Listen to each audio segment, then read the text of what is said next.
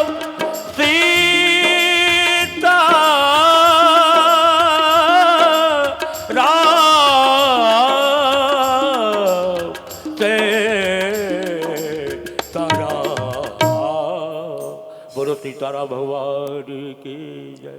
बोलिए सीताराम भगवान की जय। बोलिए गौरी शंकर भगवान की। बोलिए बालकृष्ण लाल की जय। पवन सुत हनुमान जी महाराज की। बोलिए पीताम्बरा माई की। बोलिए दंदरहुआ सरकार हनुमान जी महाराज की जय। गोस्वामी तुलसीदास जी महाराज की श्री रामचरितमानस महाराज की अयोध्या धाम की जय। गंगा मैया की जय। यमुना मैया की जय। सदगुरुदेव भगवान की जय। अपने अपने माता पिता की जय।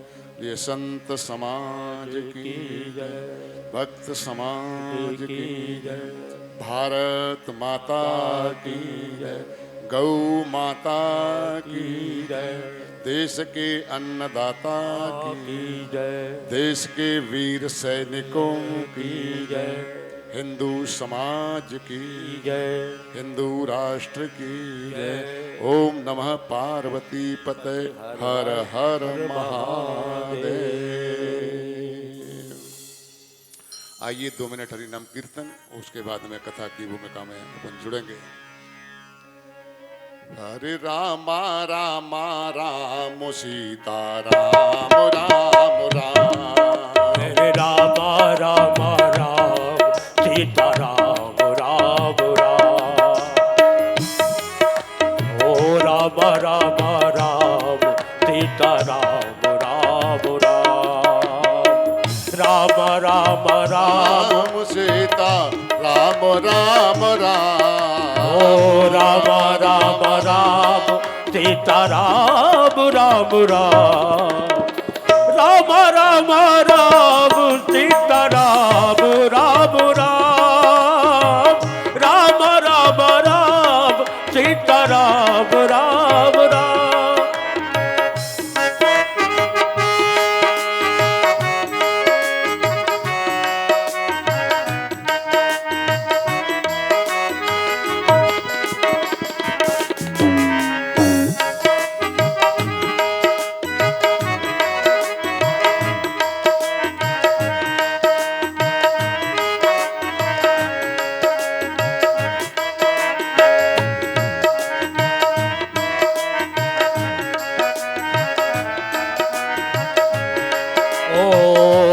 राम राम सीता राम राम राम। राम राम राम सीता राम राम राम। राम राम राम सीता राम राम राम। ओ राम राम राम सीता राम राम राम।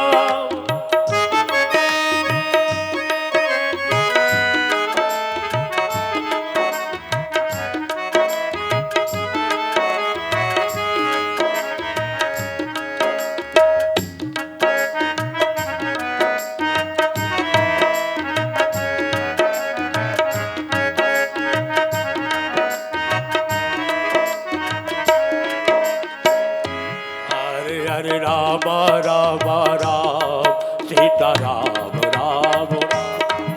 हरे राम राम राम सीता राम राम राम। सीता राम राम राम सीता राम राम राम। सीता राम राम। बोलो श्री सीताराम भगवान की जय। पूज्यपाद सदगुरुदेव भगवान के श्री चरणों में बारंबार वंदन करते हुए अनंतानंत कोटि ब्रह्मांड नायक परात्पर ब्रह्म अकारण करुणा वरुणालय भगवान श्री सीताराम जी के श्री चरणों में बारंबार वंदन। प्रभु श्री बालकृष्ण भगवान के श्री चरणों में वंदन। भूत भावन भगवान भोलेनाथ को माता पार्वती के साथ में साष्टांग वंदन। अनंत बलवंत संत श्री हनुमान जी महाराज के श्री चरणों में वंदन। आदि शक्ति भगवती पराम्बा माँ पीताम्बरा माई के श्री चरणों में वंदन। इस स्थान की अधिष्ठात्री देवी माता महाकाली देवी के श्री चरणों में वंदन, पूज्यपाद गोस्वामी तुलसीदास जी के श्री चरणों में वंदन, पूज्य संत चरणों में वंदन, पूज्य अपने माता पिता के श्री चरणों में वंदन करता हूं। प्रभु की अहेतु की कृपा से इस देश की राजधानी की पावन धरा यमुना तट के किनारे पर बसा हुआ ये न्यू अशोक नगर और इस न्यू अशोक नगर की इस पावन धरा कालीबाड़ी मंदिर, यहाँ पर नवदिवसीय श्री राम कथा गंगा का आज द्वितीय दिवस की बेला में हम प्रवेश कर रहे हैं। इस कार्यक्रम में सुदूर क्षेत्रों से, आसपास यहाँ से, पास के लोगों से चल करके जो माताएं बहनें बंधु वर आए हैं, आप सभी बंधु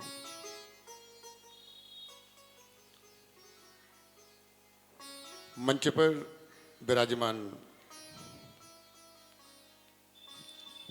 हमारे आचार्य जी श्री सतीश शास्त्री जी, संगीताचार्य श्री सुदामा पांडे जी, तबले पर साथ दे रहे हैं श्री गोविंद जी, पैड पर बजा रहे हैं अंकित जी,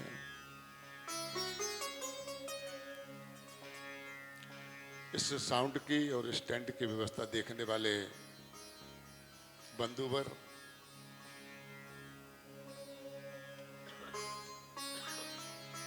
पत्रकार बंधु हो, मीडिया जगत के जो भी लोग यहाँ बैठे हों,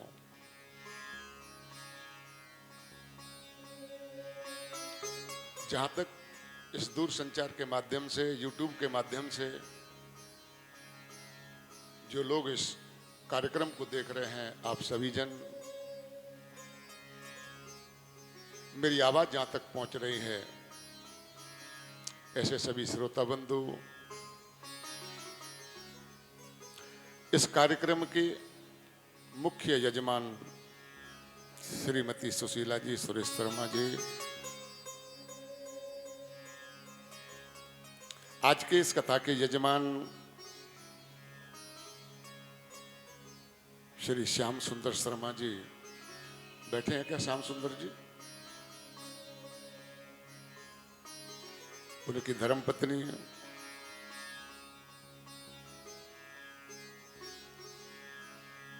श्री संदीप शर्मा जी, जो इसकी कार्यक्रम की भूमिका में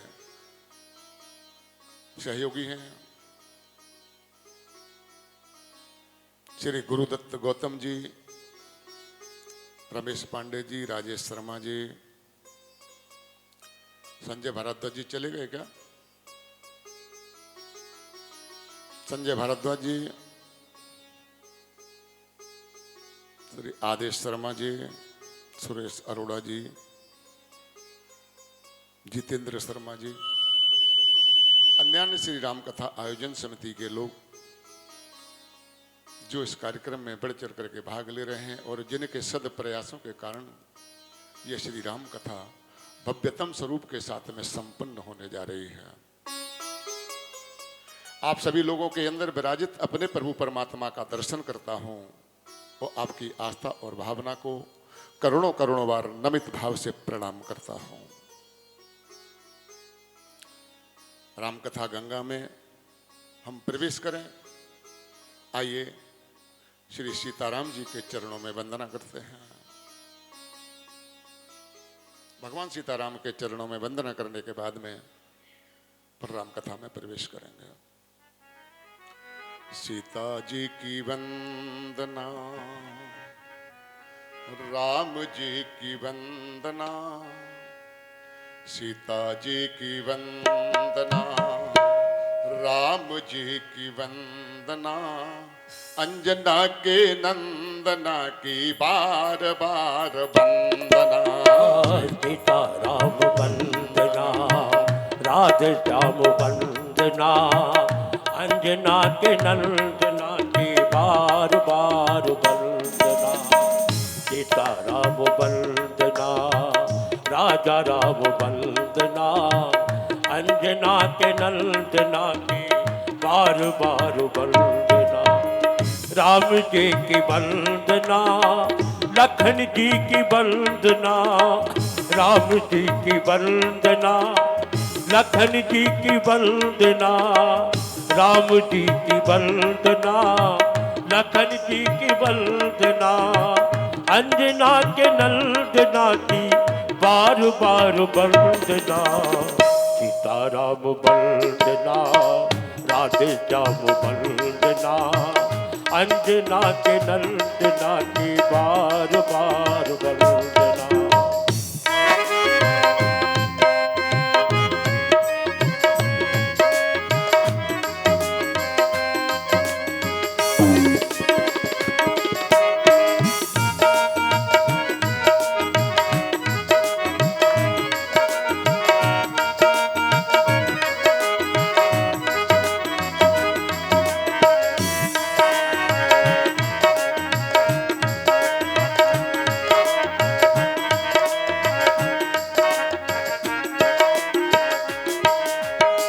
सीता जी की वंदना, राम जी की वंदना, अंजना के नंदना की बार बार वंदना।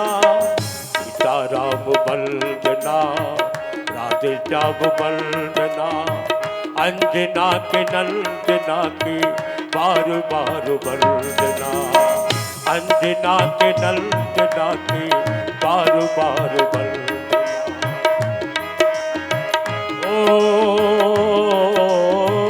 माता जी की वंदना, पिताजी की वंदना, माता जी की वंदना, पिताजी की वंदना। अंजना के नंदना की, अंजना के नंदना के बार बार वंदना। सीताराम वंदना, राधे श्याम वंदना, अंजना के नंदना की बार बार वंदना। अंजना के नंदना की बार बार वंदना। अंजना के नंदना की बार बार वंदना। बोलो हनुमान जी महाराज की जय। कल की कथा में मंगलाचरण में प्रथम दिवस था। माताएं बहनें अन्य साथीगण कलश यात्रा में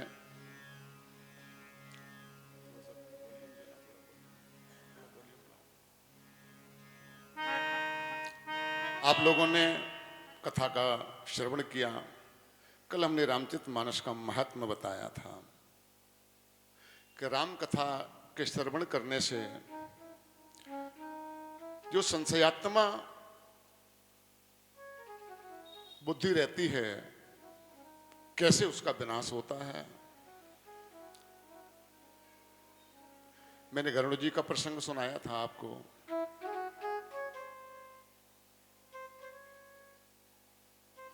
देखिए गरुड़ जी कौन है? भगवान के वाहन है। गरुड़ महाज्ञानी गुण राशि लिखा। गरुड़ जी महाज्ञानी हैं, गुण राशि गुणों की खान है। ऐसे गरुड़ जी हरि निकट निवासी, लगातार भगवान के पास में रहने वाले हैं ये गरुड़ जी। लेकिन प्रभु की माया, भगवान के जो पार्षद हैं, भगवान के वाहन हैं, भगवान के निकट रहने वाले ऐसे गरुड़ जी को भी भगवान की माया से मोह उत्पन्न हो सकता है, संशय हो सकता है। तो हम और आप लोगों को तो मोह पल पल पर, पग पग पर हो सकता है। लेकिन गोस्वामी तुलसीदास जी ने ग्रंथों का प्रमाण लेकर के, सहयोग लेकर के हमको आश्वस्त किया कि प्रभु की माया का प्रकोप यदि हमारे ऊपर होता है, प्रभु की माया के प्रभाव से यदि हम संशय में जाते हैं, यदि हम मोह से ग्रसित होते हैं, तो ये गरुड़ जी की कथा मैंने कल आपको सुनाई थी कि जब राम के पार्षद, जब राम के वक्त और राम के वाहन को भी, जब भगवान की माया, भगवान विष्णु के वाहन, प्रभु के जो वाहन है, उनकी माया वो अपने भक्त को भी जो निरंतर उनके ऊपर उनका यान है, उनको भी जब ग्रस लेती है, तो हमारे ऊपर भी माया का प्रकोप हो सकता है। लेकिन उसका उपाय बताया कि इस राम कथा का श्रवण करने के बाद में, राम कथा को सुनने के बाद में जीव का, मनुष्य का जो संशय है वो समाप्त हो जाता है और वो परमात्मा के चरणों में उसका प्रेम उत्पन्न हो जाता है।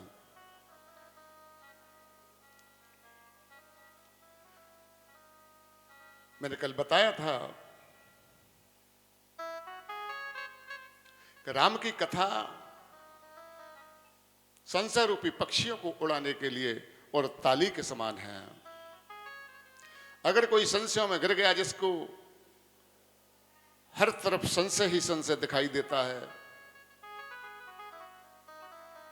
ऐसे में उसको राम नाम का आश्रय लेना चाहिए, राम कथा का आश्रय लेना चाहिए, उसका संशय दूर हो जाएगा। और मैं कहता हूं कि संशय नहीं, राम कथा ऐसा अद्भुत ग्रंथ है कि व्यक्ति के जीवन में किसी भी प्रकार की कोई समस्या आ जाए, राम कथा का आश्रय यदि वो ले लेंगे तो उसके जीवन में समस्या रहने वाली नहीं है। सारी समस्या का समाधान रामचरितमानस में है। मनुष्य जीवन के लिए आचार संहिता है ये रामचरितमानस। आध्यात्मिक क्षेत्र के लिए, जीवन व्यक्ति के कल्याण के लिए ये रामकथा विश्वविद्यालय है।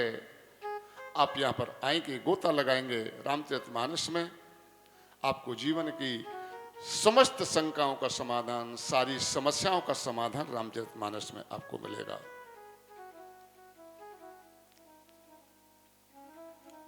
कल मैंने मंगलाचरण का एक श्लोक बोला था, वर्णानामर्थ संगानाम रसानाम छंदसामपि मंगलानाम च कर्तारौ वंदे वाणी विनायको। मैंने कल आपको बताया गोस्वामी तुलसीदास जी ने सबसे पहले माता सरस्वती की वंदना, उसके बाद गणेश जी की वंदना की है। भवानी शंकरौ वंदे श्रद्धा विश्वास रूपिणौ। श्रद्धा और विश्वास के रूप में माता भवानी भगवान भोलेनाथ के चरणों की वंदना की है। और एक शब्द लिखा, याभ्याम बिना न पश्यन्ति सिद्धा स्वांत इष्टमीश्वरम। जिसकी कृपा के बिना, भगवान महादेव और मैया पार्वती की कृपा के बिना सिद्ध जन अपने अंदर रहने वाले परमात्मा का दर्शन नहीं कर सकते। ईश्वर आपके अंदर है, मेरे अंदर है, सबके अंदर परमात्मा विराजमान है। लेकिन उस परमात्मा का दर्शन हमें जब तक भगवान भोलेनाथ की कृपा नहीं होगी, माता पार्वती की कृपा नहीं होगी, तब तक हम उनका दर्शन कर नहीं सकते। माता पार्वती को श्रद्धा कहा, जब तक हमको श्रद्धा नहीं होगी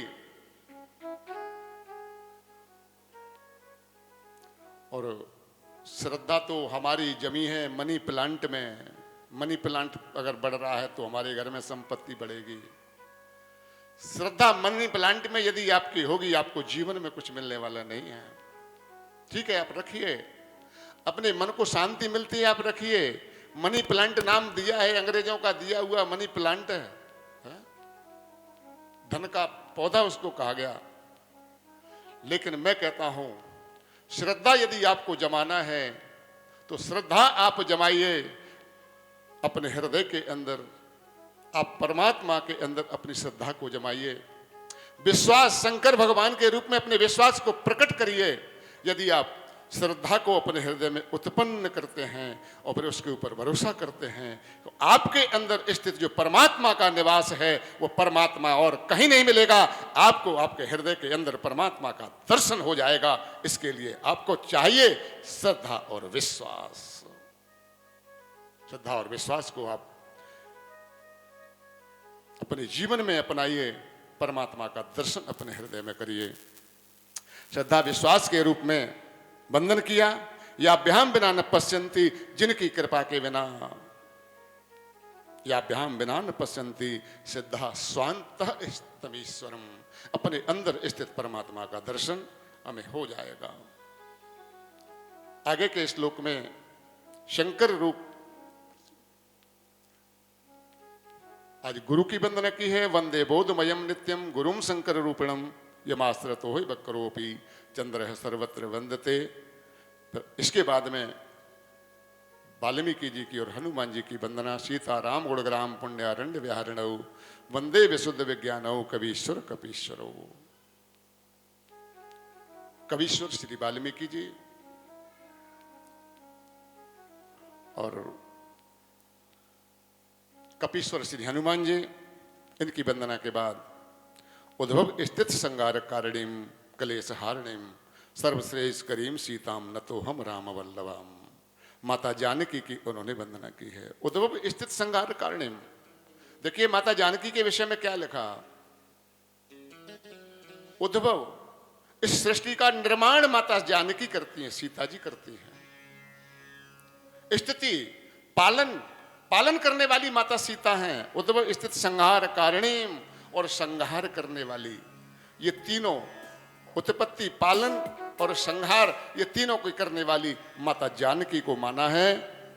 और मान करके और सबसे, और राम जी से पहले माता जानकी के चरणों की वंदना की है। गोस्वामी तुलसीदास जी से किसी ने पूछा कि गोस्वामी तुलसीदास जी, आप तो, आपके इष्ट राम हैं, फिर आपने राम जी से पहले जानकी जी का वंदन क्यों किया? आपको तो राम जी के चरणों का वंदन करना चाहिए पूर्व में। गोस्वामी तुलसीदास जी ने मानस में ही उत्तर दिया है। गोस्वामी तुलसीदास जी ने कहा कि राम जी का वंदन मैं कर पाऊं, इसकी सामर्थ्य मुझको जगत जननी मां जानकी देंगे। क्यों? कि प्रभु श्री राम कहते हैं कि निर्मल जन मन सो मोय पावा, मोय कपट छल छिद्र न भावा। जिसका मन निर्मल है वह मुझको प्राप्त कर सकता है, और जिसके हृदय में अगर कपट की क्या चीज चलती है, परमात्मा कभी उसके ऊपर कृपा कर नहीं सकते, वो परमात्मा को कभी पा नहीं सकता। तो भगवान राम स्वयं कहते हैं कि निर्मल जन मन सो मोय पावा, कि निर्मल मन जब तक नहीं होगा तब तक मुझे परमात्मा मिल नहीं सकता। और निर्मल मन कहां से आएगा, निर्मल बुद्धि कहां से आएगी? गोस्वामी तुलसी जी ने बता दिया है कि जनक सुता जग जनन जान की, अतिशय प्रिय करुणा निधान की।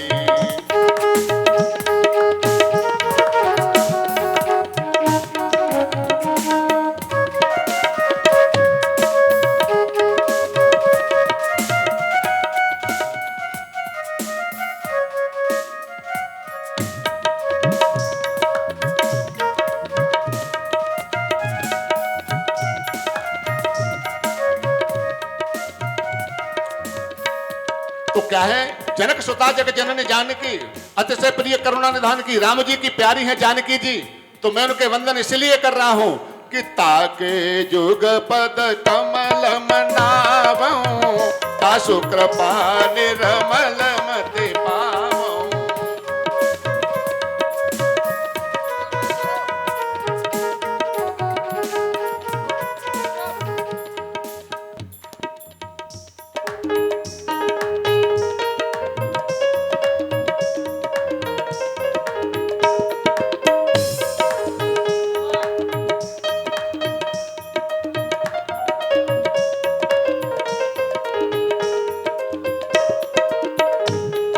जनक सुता जग जनन जानकी, अतिशय प्रिय करुणा निधान की।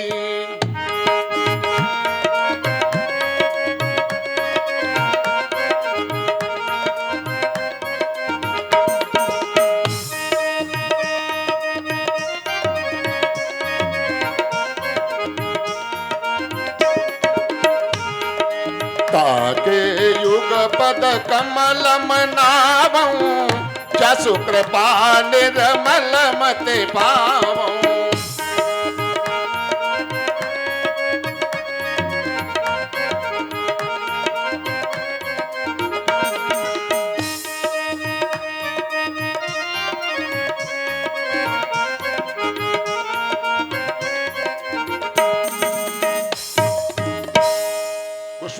तुलसीदास जी ने कहा, मेरे प्रभु को निर्मल मति स्वीकार है, और निर्मल मति कब मिलेगी? जब माता जानकी जी की कृपा होगी, क्योंकि बिना जानकी के निर्मल मति नहीं आ सकती। इसलिए मैंने राम जी से पहले और जानकी जी के चरणों का वंदन किया है। वंदन करने के बाद फिर प्रभु श्री राम जी का ध्यान किया। यन माया वसवर्त विश्वमखिलम ब्रह्मादि देवासुरा यत्सत्वाद मृषयि भाति सकलम रज्जौ यथा हेर ब्रह्मा यत्पाद प्लव मेक मे वही भवाम्बोधैस्तीर्षावताम वंदे हम तम शेष कारण परम रामाख्यमीशम हरिम। ये राम जी कैसे हैं? संपूर्ण विश्व जिनकी माया के वश में है, संपूर्ण विश्व, यहां तक कि ब्रह्मा आदि देवता सभी जिनके वश में है, असुर भी जिनकी माया के वश में है। ये संसार जिसको हम सत्य मानते हैं, ये सत्य नहीं है, ये स्वप्न है। रस्सी में जिस प्रकार से सर्प का भ्रम हो जाए तो तब तक हमको वह सर्प ही दिखाई देगा। रात्रि में रस्सी अगर पड़ी हुई है और हम ये समझ लें कि ये रस्सी नहीं, ये तो सर्प है, तो जब तक हम उसको प्रकाश में देख नहीं लेंगे कि तब तक हमें ये समझ में आएगा कि ये तो सांप है। उसी प्रकार से इस संसार का, जगत का भी भ्रमवश्य ऐसा लगता है कि ये संसार सत्य है, सत्य प्रतीत होता है। ये क्यों लगता है? क्योंकि ये राम जी की माया है। ऐसे प्रभु राम जिसकी माया जिसके बस में है, जो लोग संसार सागर से पार जाने की इच्छा रखते हैं, उनके लिए प्रभु के जो चरण हैं वो नौका के समान है। संसार को पार करना है तो हमको नौका में बैठना पड़ेगा। ये नौका क्या है? प्रभु श्री राम जी के चरण। जो भगवान श्री राम जी के चरणों का ध्यान करता है, ये चरण नौका बन जाते हैं, नाव बन जाते हैं और इस भव सागर से पार करा देते हैं। कोई समस्या नहीं आती। गोस्वामी तुलसीदास जी ने 7 श्लोकों में मंगलाचरण किया और उन्होंने कहा कि नाना निगमागम, नाना निगम, नाना पुराण निगमागम सम्मतम यद रामायणे निगदितम कुछ दिन तोपी। ये अनेक पुराणों की कथा है। सभी पुराण इसके अंदर हैं। 18 पुराण, 18 उपपुराण, 4 वेद, 4 उपवेद, 6 शास्त्र, 6 उपशास्त्र। धरती पर जितनी रामायण है, रामायण 7 कोटि अपारा, यहां तक लिखा। तो सबका सार इस रामचरितमानस के अंदर है। ऐसा गोस्वामी तुलसीदास जी ने लिखा। और लिखने के बाद में गोस्वामी तुलसीदास जी 5 सोरठा यहां पर लिखते हैं। पहले सोरठा में गोस्वामी तुलसीदास जी ने गणपति का ध्यान किया है। जो सुमिरत सिद्ध होय गणनायक करि बर बदन, करऊं अनुग्रह सोय बुद्धिरास शुभ गुण सदन। अच्छा, मानस की गहराइयों को लेकर के चलेंगे, है ना। रामकथा आपने सबने खूब सुनी है, आप सब जानते हैं। महाराज दशरथ के पुत्र राम विश्वामित्र जी लेने के लिए आए, यज्ञ की रक्षा की, अहिल्या का उद्धार किया, जनकपुरी में विवाह हुआ, लौट करके आए, वनवास हो गया, सीता जी का हरण हुआ, जटायु का उद्धार हुआ, हनुमान और शबरी पर कृपा की। उसके बाद में किष्किंधा पर्वत पर आकर के हनुमान जी से मिलना हुआ, सुग्रीव से मित्रता हुई, बाली से बधु, वाली का वध किया। और उसके बाद में गए हनुमान जी सीता जी का पता लगाया, और लगाने के बाद में प्रभु ने चढ़ाई की है, लंका के ऊपर रावण को मारा है, जानकी जी को लेकर के आए, राम राज्य की स्थापना हो गई। ये पूरी राम कथा है। लेकिन इस राम कथा के अंदर हमारे जीवन के सूत्र क्या है, इनको हम छूते हुए चलेंगे। ये तो माध्यम है। कथा आपने सुनी है, आप पढ़ते हैं, खूब आपने कथा सुनी होगी। लेकिन मैं यहां आया हूं तो मुझे लगता है कि गुरुदेव भगवान के आशीर्वाद से जो मुझे मिला है वो मैं आपके सामने अधिक से अधिक देने का प्रयास करूंगा। गोस्वामी तुलसीदास जी ने गणेश जी की वंदना की है। अच्छा जी, गणेश जी कौन है? जी माता पार्वती के पुत्र हैं, भगवान भोलेनाथ के और माता पार्वती के पुत्र हैं। कथा लंबी है, पौराणिक कथा के अंदर ये गणपति हैं, गणों के स्वामी हैं, प्रथम पूज्य हैं। अगर आध्यात्मिक क्षेत्र में विचार करें तो ये गणेश जी कौन हैं, जरा विचार करें। गणेश नाम ये विवेक के देवता हैं, ये ज्ञान देने वाले देवता, ये ज्ञान के देवता हैं। व्यक्ति के अंदर जब ज्ञान आता है तो ज्ञान आने के बाद में उसके जीवन की जरा बातें ध्यान करें। गणेश जी के कान कैसे हैं? बहुत बड़े बड़े। इसका मतलब क्या? इसका मतलब यह है कि हम लोगों को दूसरों की बात ज्यादा से ज्यादा सुनना चाहिए, बोलना कम चाहिए। फिर इनका उदर बड़ा है, बड़ा उदर, पेट इनका बड़ा है गणेश जी का। इसका मतलब क्या? इसका मतलब यह है कि जो कुछ अगर कोई कह दे आपके पास में आ गई है तो उसको पेट में डालो, यहाँ की उठा करके वहां मत कहना। गणेश जी के जीवन में से शिक्षा लेकर के जाओ। ये भाव जिस दिन आपका आ जाएगा, आप सुन लेना, किसी को सुनाना मत, और जिसकी सुन लो पेट में डाल लेना। ऐसा कोई नहीं होगा जो आपकी पूजा नहीं करेगा। सब लोग आपका वंदन करेंगे, सब लोग आपकी पूजा करेंगे, कोई आपकी बुराई नहीं कर सकता। ये गणेश जी का भाव है, करके देखना। हम क्या करते हैं, अगर एक शब्द किसी ने कहना शुरू कर दिया, उसकी बात को बीच में रोक करके अपनी कथा सुनाना शुरू कर देते हैं। नहीं, विरोध बढ़ेगा, सम्मान आपको नहीं मिलने वाला। सम्मान चाहिए तो सुनिए, और अगर कोई ऐसी बात उसने कह दी है कि किसी के बारे में, तो उसको किसी से जाकर के सुनाओ मत, उसको पेट में डालो। ये गणेश जी का सूत्र हमको कहता है। दूसरे श्लोक में माता भगवती की उन्होंने वंदना की है। मुंह को होय बाचाल पंगु चढ़े गिरवर गहन, दुर्गा जी की, जिनकी कृपा से और पंगु व्यक्ति भी पहाड़ पर चढ़ सकता है, मूक व्यक्ति जिसकी वाणी नहीं है और वह व्यक्ति भी बोल सकता है, ऐसी मां दुर्गा। इसका भी आध्यात्मिक भाव है। गूंगा कौन? शास्त्र की भाषा में विचार करें,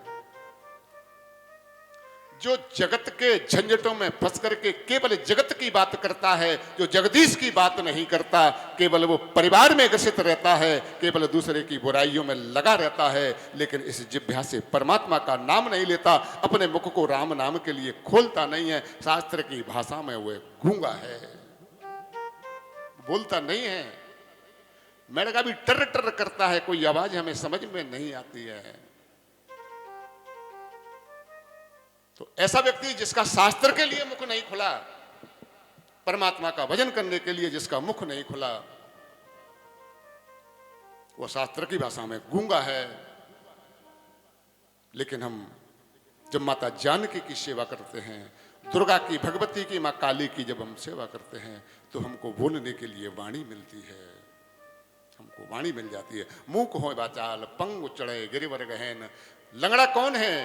जिसके पैर घर से बाहर निकलते हैं, आलस है उसके अंदर, न किसी मंदिर में जाता है, न किसी तीर्थ यात्रा में जाता है, न जिसके चरण अपने माँ बाप की सेवा के लिए आगे बढ़ते हैं, न जिसके चरण गौ माता की सेवा के लिए आगे बढ़ते हैं, न संतों की सेवा के लिए उसके चरण आगे जाते हैं, ऐसा व्यक्ति शास्त्र की भाषा में क्या है?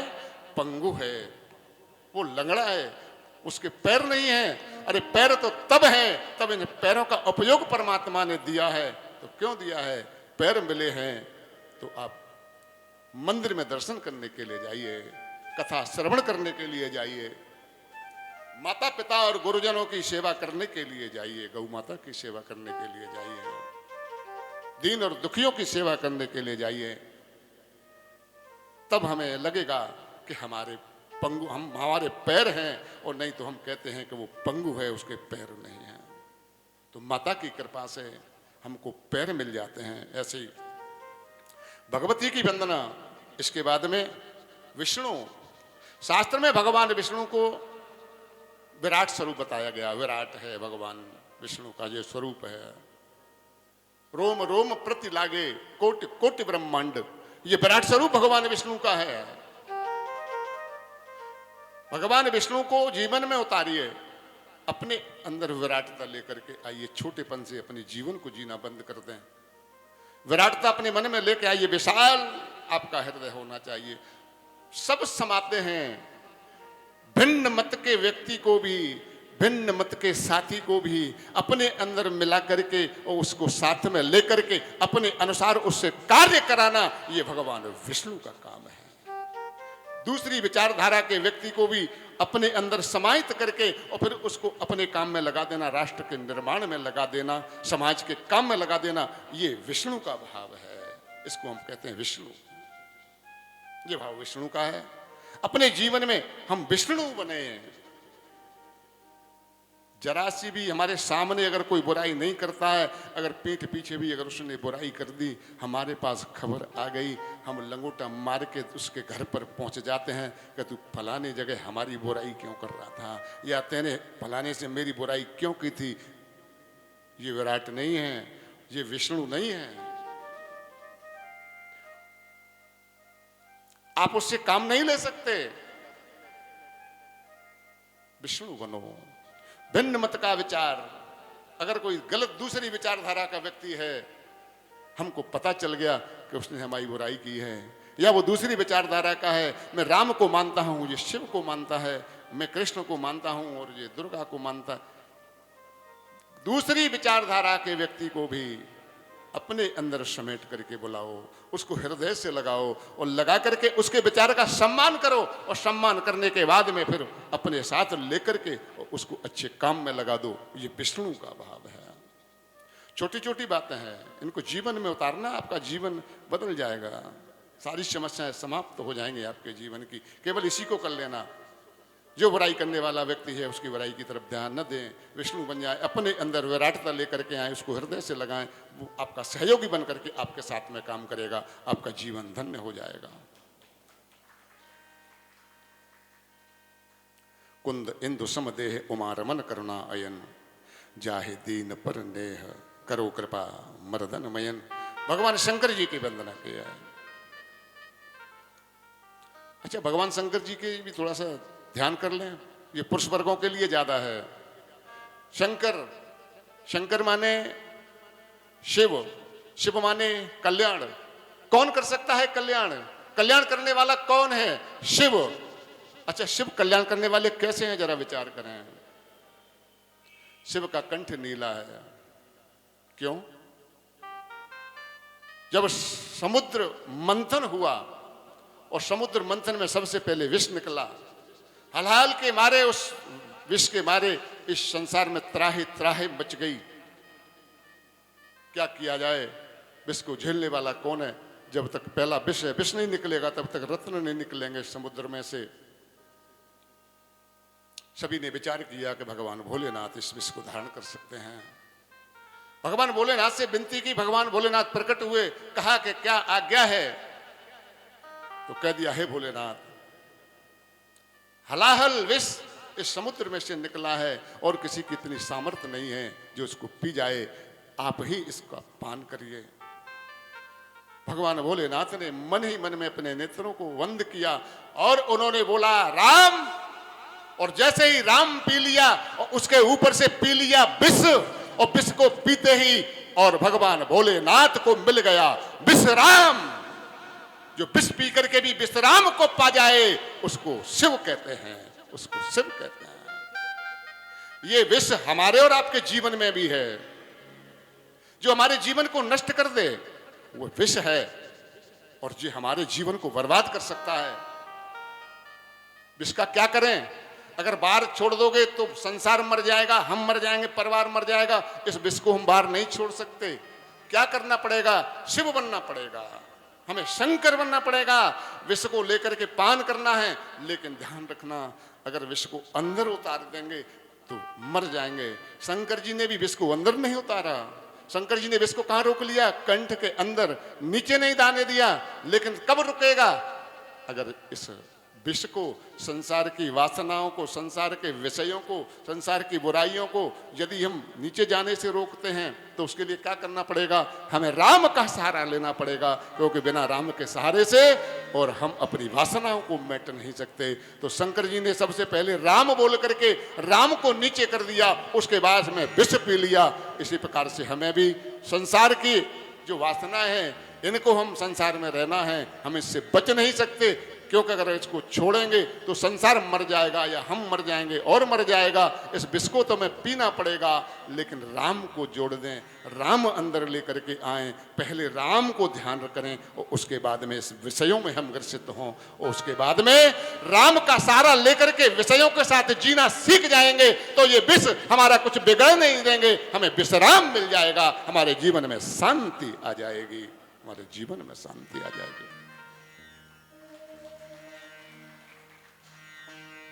शंकर जी का एक भाव। अच्छा, दूसरा भाव, शंकर जी की गृहस्थी देखें। शंकर जी के जटाओं में गंगा जी, बगल में बैठी हैं पार्वती। विषम परिस्थितियां हैं, दो दो पत्नियां जिसके घर में हो, उसके घर की तो वही जानता है कि कैसे है, उसकी स्थिति क्या रहती है। लेकिन भगवान भोलेनाथ उसके बाद भी कर्पूर गौरम करुणावतारम, करुणा करने वाले हैं। लेकिन कब? तब हमको अपने माथे पर चंद्रमा हमें शीतलता लेकर के आ जाए। यदि आप अपने मस्तिष्क में शीतलता लेकर के आ जाएंगे तो ये दो कुछ बिगाड़ने वाले नहीं है। आपको अमृत तो मिलेगा,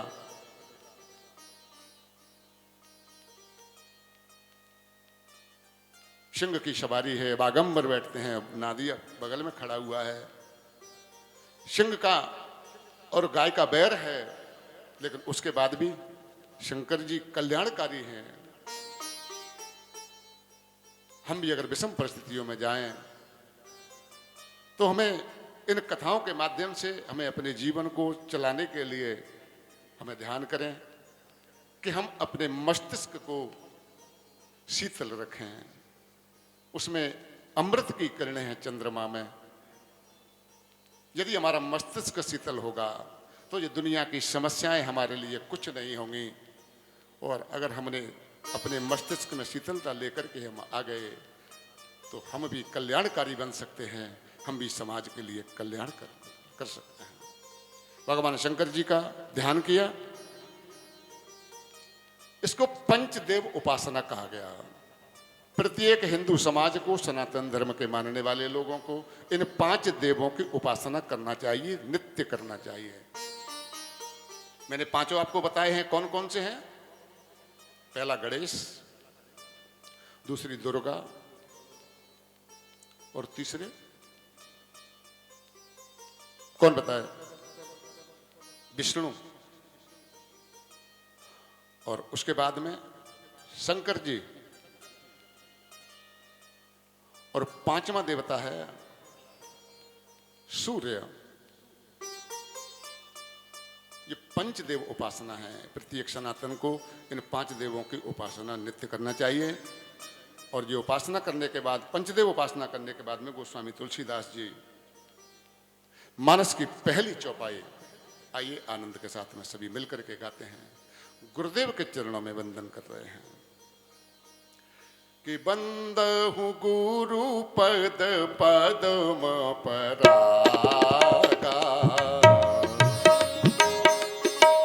बंदहु गुरु पद पदम परागा, ओ बंदहु गुरु पद, बंदहु गुरु पद पदम परागा, तुरस सुभाष तरस अनुरागा, तुरस सुभाष तरस अनुरागा। गुरु जी के चरणों की वंदना है, गुरु जी के चरणों की वंदना, चरणों की वंदना नहीं। यहां पर लिखा पदम परागा, जो चरणों के ऊपर जो रज लगी है उस रज की वंदना की है।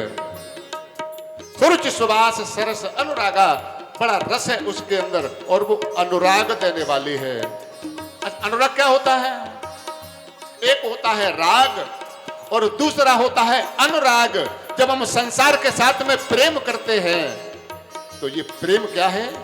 संसार के साथ में जो प्रेम किया जाता है उसको कहते हैं राग, और परमात्मा के साथ में जो प्रेम किया जाता है उसको क्या कहते हैं? अनुराग।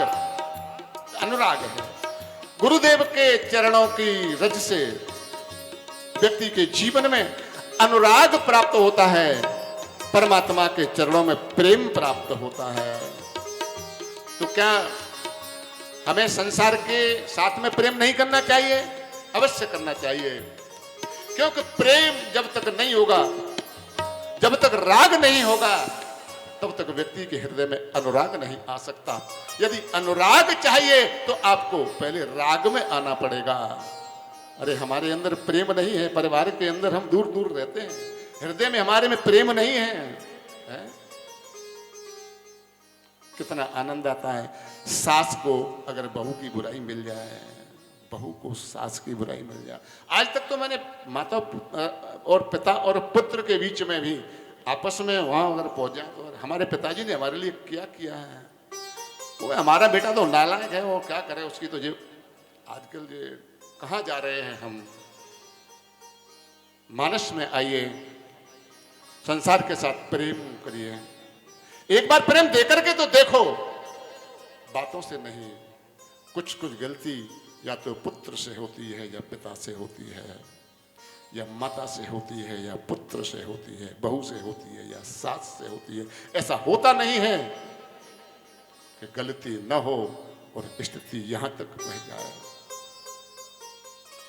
दो कमरों में रहने वाले लोगों के अंदर दूरियां इतनी हो जाती हैं कि मानो एक भारत में रह रहा है और दूसरा अमेरिका में रह रहा है। देखा है हमने, एक इस कक्ष में दूसरा उस कक्ष में, दूरियां इतनी कि जैसे विदेशों में रह रहे हैं।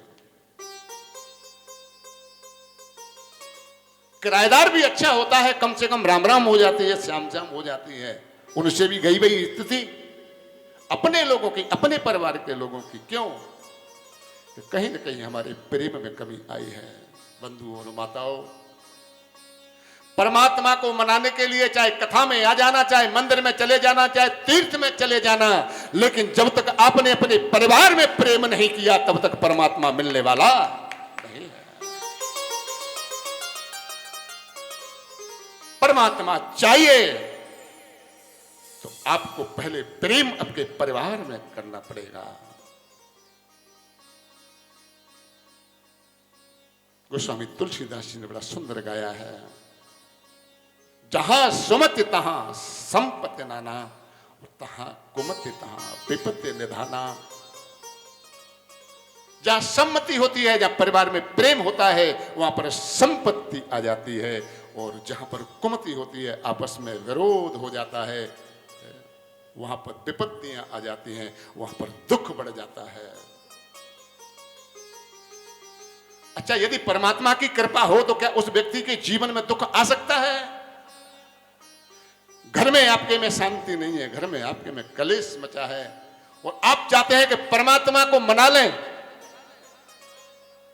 परमात्मा से अगर पहले जाकर के मांगना है तो परमात्मा से यही मांगना है, प्रभु कृपा करना।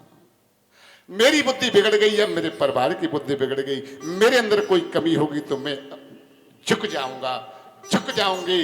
मेरी बुद्धि को सामर्थ्य देना, शक्ति देना, मैं इसको सहन करूं, लेकिन मेरे घर का जो वातावरण है वो अच्छा हो जाए। ये मांगिए आप परमात्मा से। अगर ये हम परमात्मा से मांगेंगे तब हमारा घर, और हम हृदय से स्वीकार करके उस कदम बढ़ाएंगे अपना उस ओर, प्रभु हमारे ऊपर कृपा करेंगे। तो संसार में प्रेम, परिवार में प्रेम, भाई बहन, माता पिता, सास बहू, दौरानी जेठानी, सास ससुर, पिता पुत्र वगैरह वगैरह, दुनिया के जितने भी रिश्ते हैं, एक हृदय से जुड़ाव होना चाहिए, प्रेम होना चाहिए, फिर उसका आनंद देखना। उस घर में मुझे नहीं पता, राम राज्य न आपने देखा है न मैंने देखा है, बार बार ये बात मैं कहता हूं, लेकिन मैं आपसे ये बात जरूर कहता हूं, अवश्य कहता हूं कि जिसके घर में वह प्रेम आ गया, अगर वह राग अगर आ गया, कि जो मैंने रिश्ते बताए इनमें हृदय से अगर जुड़ाव आ गया, तो दुनिया में राम राज्य आए या ना आए, लेकिन उसके घर में राम राज्य आने से कोई रोक नहीं सकता, रोक नहीं सकता। उसके घर में राम राज्य अवश्य आ जाएगा। छोटे छोटे से सूत्र जिंदगी के यहां से आपको रोज मिलेंगे, आप लेकर के जाना।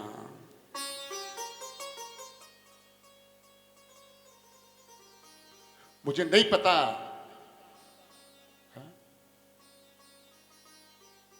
कि हम कई काम करते हैं, भगवान को जल चढ़ाते हैं या ऐसा करते हैं वैसा करते हैं, इनसे आपको लाभ मिलेगा, कब मिलेगा? मिलेगा, मिलता है, लेकिन अगर आपको मज्जन फल पेकी तत्काला का कहो पिक बकहु मराला, सुनेंगे आप कथा में। सत्संग का ये प्रभाव है कि यदि सत्संग में आकर के अगर आपने गोता लगा लिया तो कौआ भी बगुला बन जाता है, कौआ कोयल बन जाता है, और जो बगुला है वो हंस बन जाता है। ये सत्संग की महिमा है। सत्संग में आप आएंगे, आपका जीवन बदलेगा। लेकिन 1 घंटे इंतजार आप लोगों ने मुझे कराया। आप मुझे बता देना, यदि आप लोगों के सामने अगर कोई समस्या समय की हो तो आप मुझे बता देना, मैं समय को और आगे कर दूंगा। अभी समय 1 बजे का है, मैं 2 बजे से कर दूंगा। 2 बजे से दिक्कत आए मैं 3 बजे से कर दूंगा, और दिक्कत आए तो मैं शाम को 5 बजे से कर दूंगा, पर रात्रि की कथा कर लेंगे। लेकिन आप समय से आइए। जब तक मेरे सामने समय पर श्रोता नहीं होंगे, मैं जाने क्या सोच करके आता हूं, प्रभु की क्या कृपा से मेरे हृदय में भाव आते हैं। जितने अच्छे श्रोता सामने होते हैं, उतना ही अच्छा भाव वक्ता यहां से दे पाता है, परमात्मा की कृपा से। आप शीघ्र आएं। और एक बात बता दूं, अपने रिश्तेदारों को बुला लें, अपने आस पड़ोसियों को बुला लें, अपने परिवार के लोगों को। सास अकेली नहीं आए, बहू को लेकर के आना, अगर पैर दबाने हैं तो। अगर बहू को सास का लाड़ चाहिए तो सास को कथा में लेकर के जरूर आए, अवश्य आए। यदि अगर बहू सास को कथा में लेकर के आएगी तो मैं आपसे मंच से कह करके जा रहा हूं कि जिस दिन कथा विराम होगी और उस दिन आपके परिवार में, आपके हृदय में, आपके सास के भाव में, और बहू के मन में सास के प्रति, और सास के मन में बहू के प्रति, बेटा के मन में पिता के प्रति, और पिता के मन में पुत्र के प्रति एक राम राज्य जैसा भाव उत्पन्न हो जाएगा। मैं ज्यादा नहीं कहता, गुरुदेव भगवान की कृपा से इतना ही कहता हूं। बस कथा में आइए, आप कथा सर्व करिए, प्रभु कृपा करेंगे। आवाज क्लियर आ रही है आपको पीछे तक? आवाज सही आ रही है ना पीछे तक? कुछ गड़बड़ है? अगर कोई आवाज में अगर हो तो आप बता देना, उसके हिसाब से आवाज को सही करवा लेंगे। क्योंकि बंद जो एरिया होता है उसमें अगर कथा होती है थोड़ी सी गूंज हो जाती है। थोड़ा मेरा भी स्वभाव है, हाँ? मैं थोड़ा सा तेज बोलता हूं, क्या करूं, आदत है। मरा धीरे धीरे मैं बोल नहीं पाता। आइए प्रसंग पर लौट करके आते हैं। तो गुरुदेव के चरणों की जो रज है, उस रज का ये प्रताप है कि वो हमें अनुराग देती है, परमात्मा के चरणों में अनुराग देती है। जब हम संसार के साथ में हम राग में जाएंगे, प्रेम करेंगे, और इसी प्रेम को जब हम परमात्मा के चरणों में जोड़ देंगे, ये अनुराग बन जाएगा।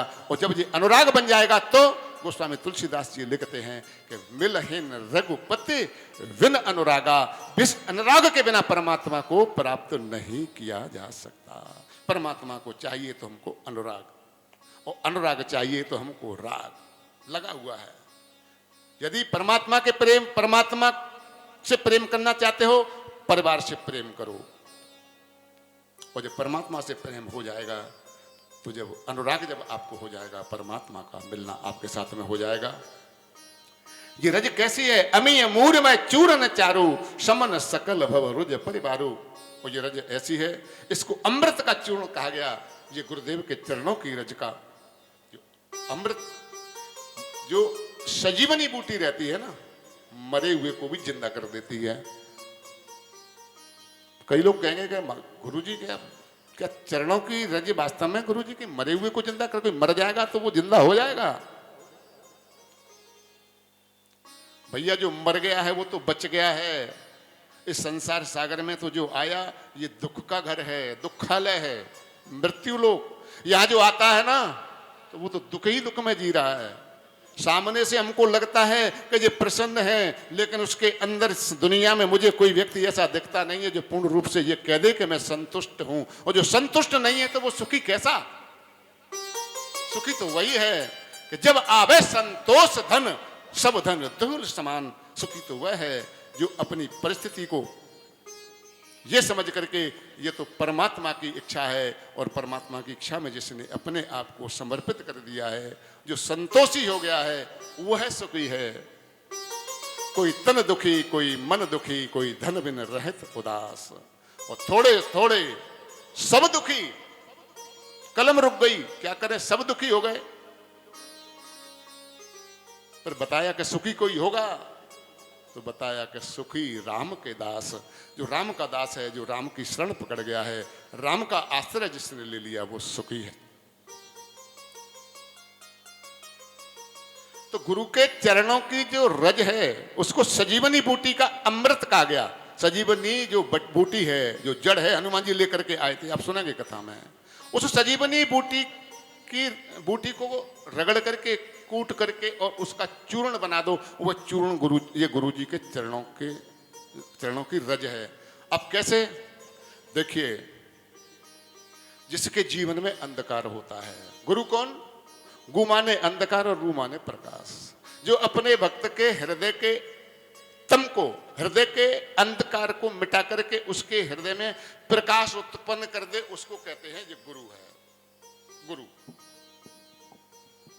और जिसके हृदय में अंधकार है, जो अपने जिंदगी के रहस्य को जानता नहीं है, अपने जीवन के मर्म को जानता नहीं है, अपने जीवन के उद्देश्य को जानता नहीं है, तुम कैसे कह दें कि ये व्यक्ति जिंदा है? जो भटका हुआ है, जो भूला हुआ है, अरे वो तो मरे के समान है। लेकिन ये गुरु जी के चरणों की जो रज है, जी संजीवनी बूटी है, ये संजीवनी बूटी का चूर्ण, यानी गुरु जी के चरणों की रज को माथा रगड़ करके उनके चरणों में उस रज को अपने भाल पर लगाओ और अपने मस्तक पर लगाओगे, गुरु जी के चरणों में बैठ करके, और आपको गुरु का प्रसाद मिलेगा, गुरु की वाणी आपको मिलेगी। वह गुरु की वाणी आपको एक नया मार्ग प्रशस्त करेगी, एक जीने की राह दिखाएगी, आपके जीवन के अंधकार को दूर करके प्रकाश पुंज उपस्थित आपके हृदय में कर देगी। यही कहेंगे कि ये मरा हुआ व्यक्ति फिर से जिंदा हो जाता है। जिंदा। गुरु जी के चरणों की रज, इसको धारण करें। और इसके बाद में गोस्वामी तुलसीदास जी ने ब्राह्मणों के चरणों की वंदना की है। बंदों प्रथम मही सुर चरना, मोह जनित संशय सब हरना। बड़ा विवाद होता है चौपाइयों पर ब्राह्मणों की पूजा के लिए, हैं? आजकल नए नए विद्वान, नए नए पंडित लोग खड़े हो जाते हैं और वो ब्राह्मणों पे और न जाने कैसी कैसी शूद्रों पे, सभी वर्णों पर चर्चा करना प्रारंभ कर देते हैं। एक बात क्या सीख ली, अपने आप को विद्वान मान लेते हैं, जब तक गुरु के चरणों में बैठ करके हम शास्त्र का अध्ययन नहीं करेंगे,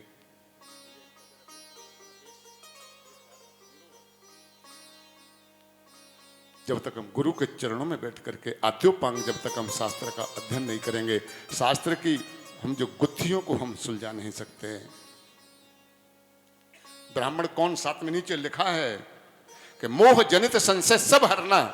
अरे ब्राह्मण वो नहीं है जो तिलक लगा ले, है जिसने जनेऊ पहन लिया और वो ब्राह्मण बन गया। ब्राह्मण वो नहीं है। तो ब्राह्मण कौन? अरे ब्राह्मण तो वह है कि जिसके पास में जाने के बाद, जिसकी कृपा से मोह के द्वारा उत्पन्न जो संशय हैं वो संशय दूर हो जाते हैं, समाप्त हो जाते हैं, वह ब्राह्मण है, वह गुरु है। ऐसे ब्राह्मण के चरणों का वंदन के बंदों प्रथम महीश्वर चरना। वही महीश्वर हैं, इस पृथ्वी के देवता वही ब्राह्मण हैं। आज ब्राह्मणों के चरणों की वंदना की है।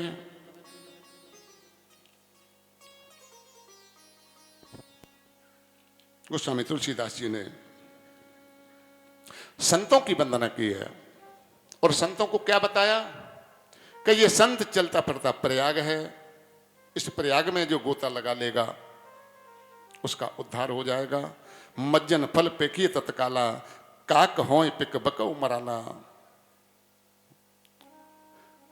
सत्संग की ये महिमा है कि सत्संग में जाने के बाद में जो व्यक्ति भटका हुआ है, भूला हुआ है, गुणहीन है, वो गुणवान बन जाता है।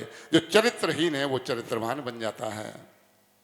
ये सत्संग की महिमा सुने आचार्य करे जन कोई और सत्संगत महिमा नहीं कोई। कई लोग बड़ा आश्चर्य करते हैं, ऐसा कैसे हो सकता है। बंधुओं, वो लोग आश्चर्य करेंगे जिन्होंने सत्संग किया नहीं है। सत्संग की महिमा को कोई जान करके नहीं बता सकता। सत्संग की महिमा को तो वही जान सकता है जो सत्संग में गया है, जिसने सत्संग किया है।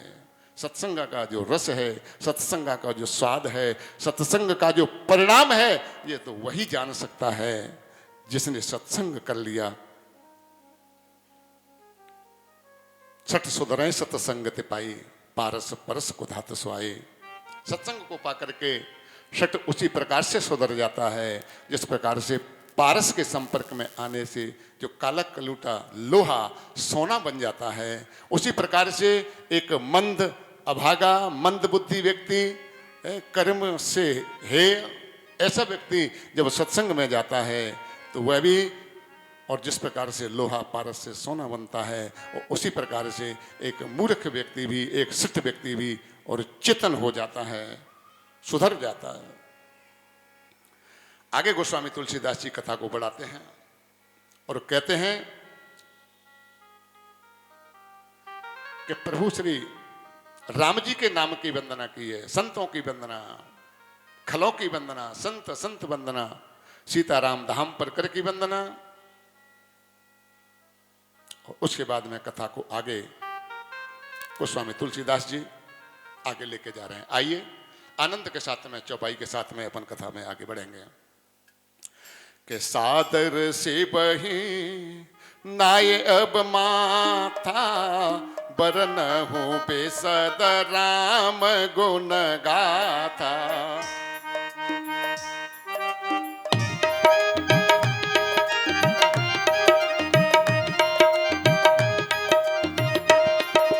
सादर से बहनाए अब माता, बरन हो बेसद राम गुण गाता।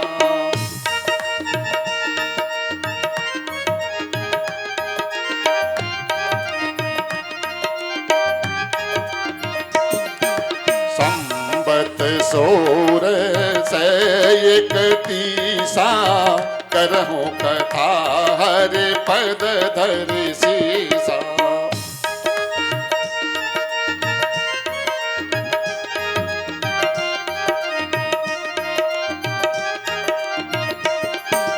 स्वामी भौम बार मधुमासा, अवधपुरी यह चरित प्रकाशा।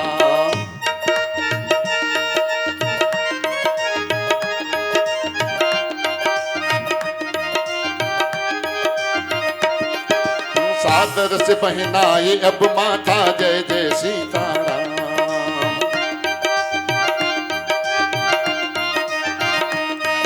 सादर से पहनाए अब माथा, जय जय सीताराम।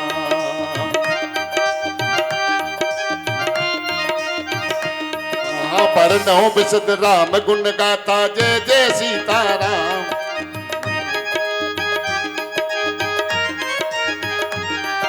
सादर से पहनाए अब माथा, परनौ बिसद राम गुण गाथा।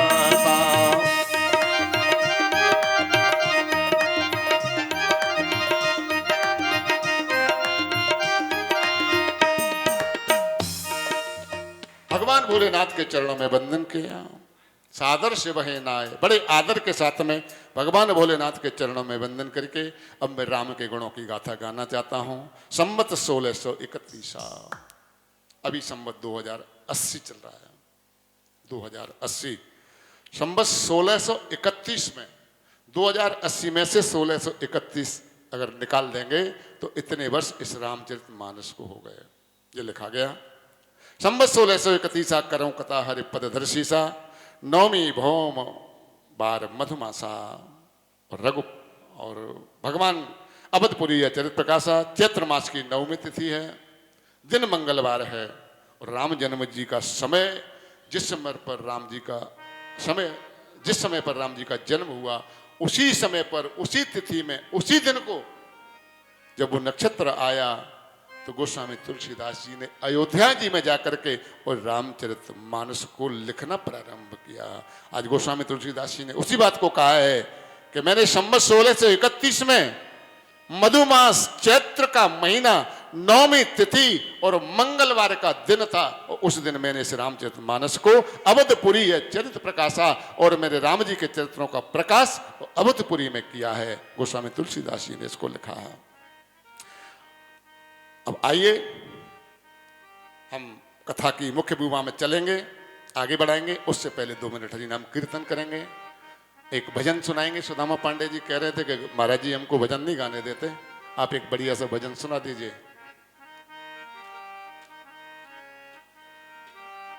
आनंद के साथ में दोनों हाथ ऊपर और भजन।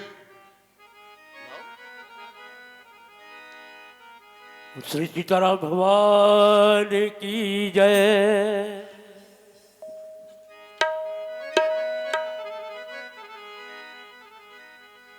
सजिता मैं सुना देता हूं। देखिए भगवान का स्मरण बड़े ध्यान से करना चाहिए। और हम क्या करते हैं कि संसार में आया है, हमको ऐसा लगता है हम मरने वाले नहीं हैं, हम तो यहीं पर रहेंगे। 156 नंबर 156 सज धज कर जिस दिन मौत की है? जब मौत आने वाली है ना, कोई बचने वाला नहीं है। सज धज कर जिस दिन मौत की सहजादी आएगी, सहजादी आएगी, ना सोना काम आएगा ना चांदी आएगी। सज धज कर जब मौत की सहजादी आएगी, सहजादी आएगी, ना सोना काम आएगा ना चांदी आएगी। सज धज कर जब मौत की सहजादी आएगी, सहजादी आएगी, ना सोना काम आएगा ना चांदी आएगी। ओ ना सोना काम आएगा ना चांदी आएगी। सज धज कर जब मौत की सहजादी आएगी, सहजादी आएगी, ना सोना काम आएगा ना चांदी आएगी।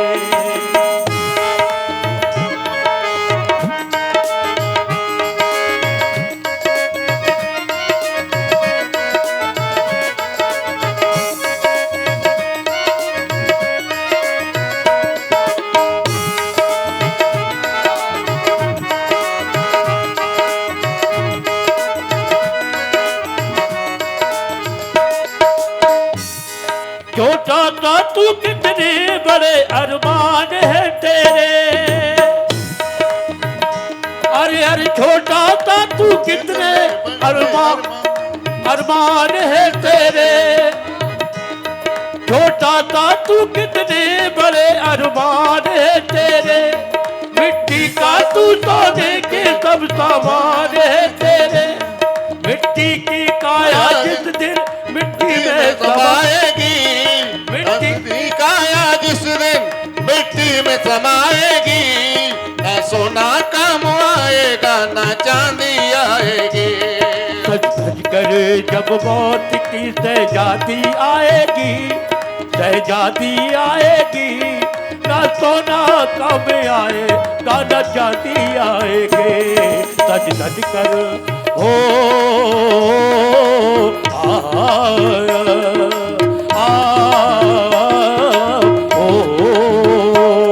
सज धज कर जब मौत की शहजादी आएगी, शहजादी आएगी, ना सोना कब आएगा ना चांदी आएगी।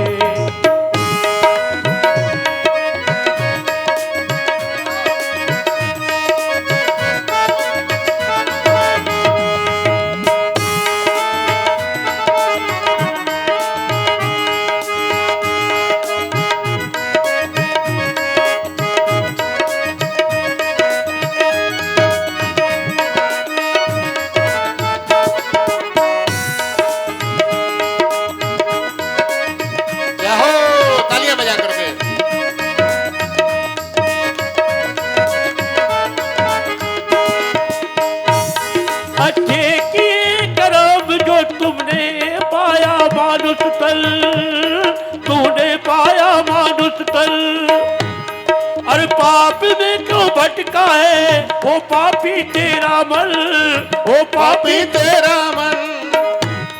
अरे पाप की नैया तुझे एक दिन डुबाएगी, ए पाप की नैया तुझे एक दिन डुबाएगी, ना सोना काम आएगा ना चांदी आएगी,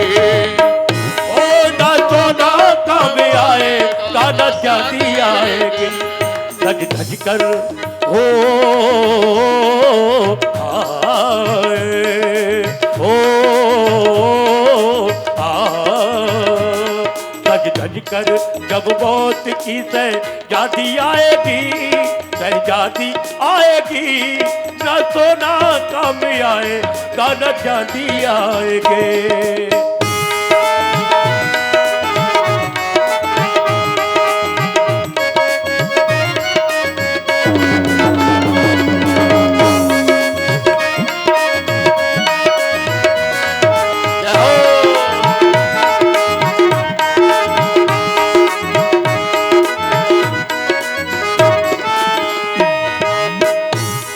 अरे धन दौलत एक दिल तेरा है, खाली होगा हाथ, खाली होगा हाथ। अरे धन दौलत तो एक दिन तेरा खाली होगा हाथ, खाली छुड़ा लेंगे जो बेटे बेटियां सब छुड़ा लेंगे, जो धन दौलत अभी लग रहा है, जब ये शरीर कमजोर पड़ेगा सब दूसरों के हाथ में पहुंच जाएगा। ओ धन दौलत से एक दिन तेरा खाली होगा हाथ प्यारे, खाली होगा हाथ। अरे अंत समय में उसी प्रभु का भजन चलेगा साथ प्यारे, भजन चलेगा साथ। ओ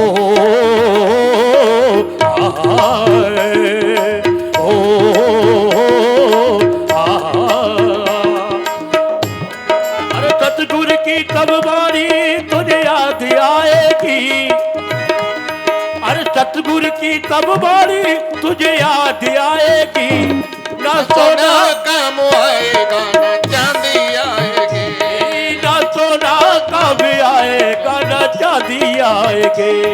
धज धज कर जिस दिन मौत की, ओ धज धज कर जिस दिन मौत की शहजादी आएगी, शहजादी आएगी, ना सोना काम आएगा ना चांदी आएगी, ना सोना काम आएगा ना चांदी आएगी।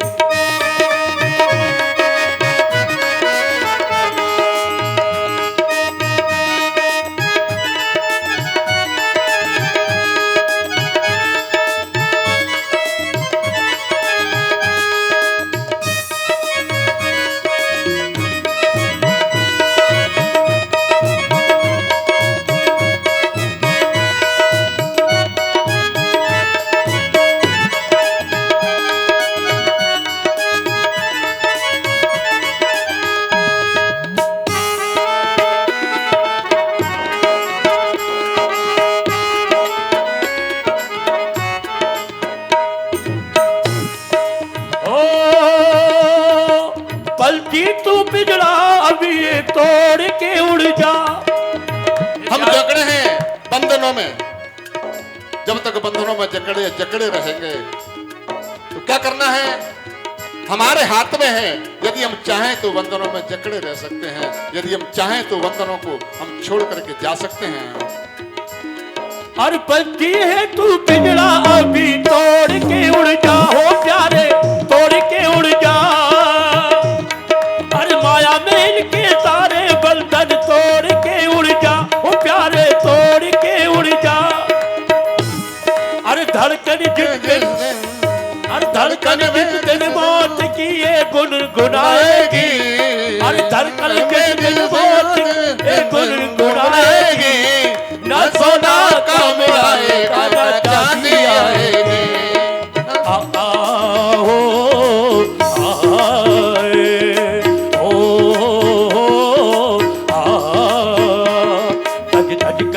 जब मौत की से शादी आएगी, शादी आएगी, ना सोना काम आएगा ना चांदी आएगी, ना सोना काम आएगा ना चांदी आएगी। चांदी आएगी, चांदी आएगी, ना सोना